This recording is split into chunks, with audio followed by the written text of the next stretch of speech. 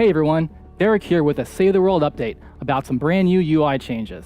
In the last data development blog, we mentioned an in-depth look at the new front-end UI, and I'm here to tell you more about it. We wanted to give the front end a bit more life and character. This is your home base after all. It needed to feel more integrated and alive like the rest of the game. I'll start at the command tab to show you what I mean. This new screen is meant as an overview and a hub. Here you can see your power and account level progress, and it features a glimpse inside your command center, where your current hero is prominently holding down the fort. Around your hero, there is useful information and navigation to other parts of the home base. Let's do a quick tour. Home base power is now simply referred to as power, and it's the largest number on the screen because it's the most important. Power represents overall combat effectiveness. If you want to take on more challenging missions, you'll need to increase your power. Notice the reward you are working towards is shown at the end of your XP bar. There's a variety of rewards given, and I'll expand on that later. If you want to plan ahead, go into Profile for a peek at your next few level up rewards. Boosting your XP bar is now easier to access.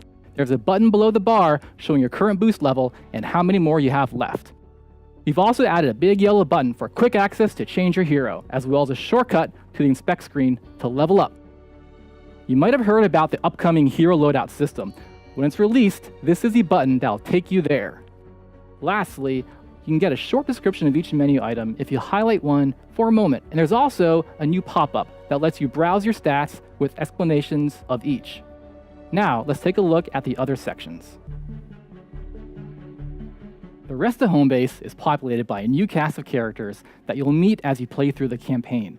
The Heroes button takes you into the training room, where you'll find the Major.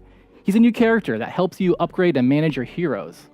Other things you can do from here include managing defenders and sending your heroes on expeditions. By the way, you no longer need to pre-slot defenders in the front end. You can now summon any defender from a defender post. The last thing I wanted to mention is a quality of life feature under the Manage section. This familiar screen has new buttons that let you quickly change between schematics, heroes, and everything else. Let's take a look at how we use survivors. You'll find the director hanging out here, keeping you appraised of your top survivors on the board behind him. When you go into squads, you'll find a new autofill feature. Turn this on if you want help managing them. The game will do its best to automatically fill your squads with your most powerful survivors. You can always turn it off and take control if you want to maximize them yourself. By the way, don't forget to check out the new help page for tips on how to match squad members. The Upgrades room is another new home base addition, and it's where you'll find Kevin. This is where you spend upgrade points earned by leveling up during missions. There's 2 tabs worth of choices here. The first is all about your gadgets, and the other, Tools, is where you can increase the size of your backpack, improve your trusty pickaxe, and other similar things. If you want to plan ahead, you should try out the Preview button. This handy feature lets you flip through each level of your gadget and tool expansions. Next, let's take a look at Lars's research room. Research points generate like they used to, and are automatically collected when you enter the room. From here, you can spend your research points to boost the fort stats of your choice. The research lab will get more efficient over time and generate points faster and storing more. Plus, you'll get an extra bonus when you fill a fort meter.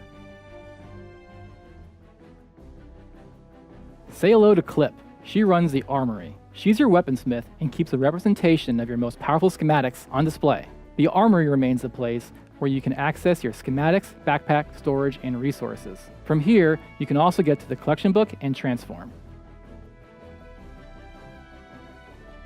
Players who are just starting out will find that their home base will grow over time. Some of the people and places won't be there from the get-go. Don't worry, you'll unlock them as you progress in the main campaign. Also noteworthy, previous front-end tutorials have been replaced with a new system that explains features as they become available. Existing players have probably noticed pretty big changes in this overview. We've removed the old skill and research trees. Both were slow to navigate, could be difficult to understand, and had some choices that weren't always meaningful. With these changes, we've moved the more impactful gameplay choices directly into the Upgrades room. The basic feature unlocks, such as survivor slots and evolution, are now quest rewards in the campaign storyline. Additionally, we've removed some restrictions, such as the requirement of leadership nodes in order to play a particular class. This should help smooth out the flow of the game. With the skill tree removed, we filled in the account level up rewards with fort stats, upgrade points, and more.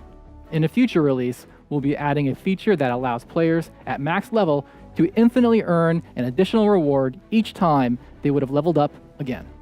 Don't worry, when these changes go live, your account will be just as powerful as it was before. Our goal is that you will automatically be given any rewards you would have been granted for leveling up, and any features you previously unlocked should remain available. You'll also have an equivalent amount of points already stored in Lars's research lab based on your existing research progress.